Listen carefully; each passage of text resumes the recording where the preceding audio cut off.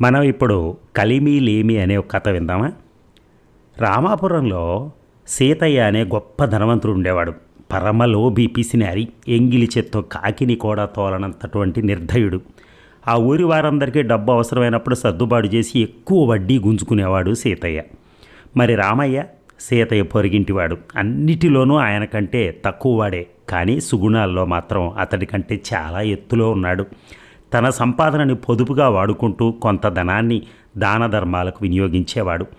మరి సీతయ్య అవకాశం చిక్కినప్పుడల్లా నీ ఇంటి మీద తాటాకులు కూడా సరిగా లేవు, ముందు వాటిని గప్పించుకో, తర్వాత దాన ధర్మాలు చేద్దు కానీ అంటూ ఎగతాళి చేసేవాడు. అయినా సరే ఆయన మాటలకు రామయ్య నవ్వి ఊరుకునేవాడు. మరి ఒకసారి సీతయ్య కూతురు పెళ్లి నిశ్చయమైంది. పెళ్లి పనులకి హెచ్చు కూలి ఇస్తే కానీ ఎవరూ రాలా.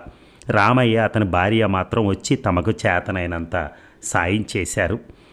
మరి తరువాయి భాగం మనం విందాం.